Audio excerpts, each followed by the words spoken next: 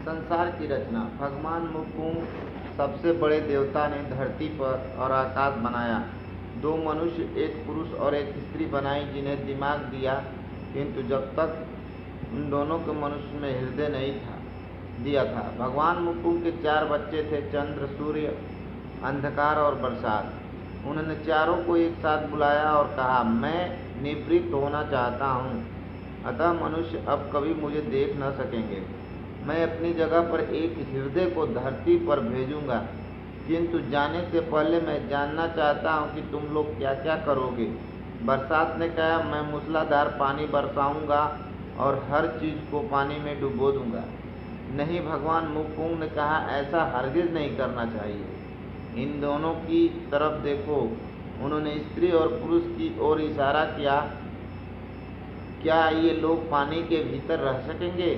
तुम सूर्य से इस काम में मदद लो।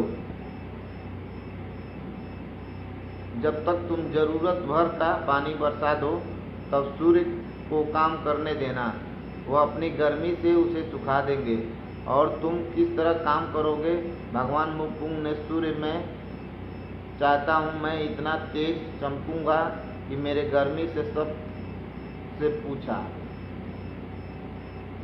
जल जाए। उनके दूसरे पुत्र सूर्य ने कहा, नहीं। भगवान मुकुंद ने कहा, यह होगा तो फिर मेरे बनाए इन मनुष्यों को भोजन कैसे मिलेगा?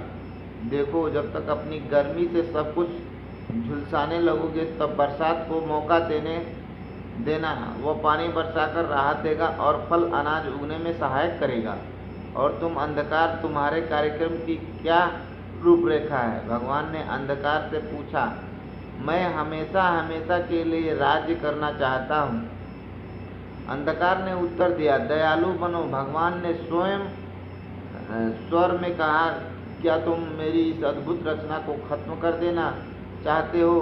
क्या तुम चाहते हो कि शेर, चीते, सर्प सब अंधेरे में घूमते रहें और मेरी बनाई दुनिया न देख सकें? चांद भी कुछ करने का मौका दो।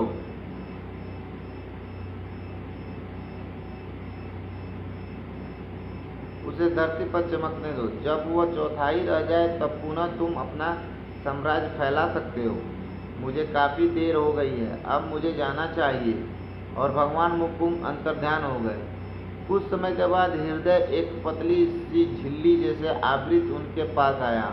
वो रो रहा था। उसने सूर्य, चंद्रमा, अंधकार और बरसात से पूछा, हमारे पिता भगवान मुकुंद कहाँ हैं? पिताजी चले गए। उन्होंने कहा कि हम जानते भी नहीं हैं कि वे कहाँ गए। हाय, मेरी कितनी इच्छा थी कि उनके साथ मैं उनमें लीन हो जाऊं, किंतु खैर, जब तक वे नहीं मिलते, मैं आदमी में प्रवेश करूंगा और उसके माध्यम से पीढ़ी दर पीढ़ी ईश्वर को खोजूंगा। हृदय ने कहा, और यही हुआ। मनुष्य से पैदा होने वाले हर बच्चे के पास हृदय होता है, जो आज भी ईश्वर को चाहता है।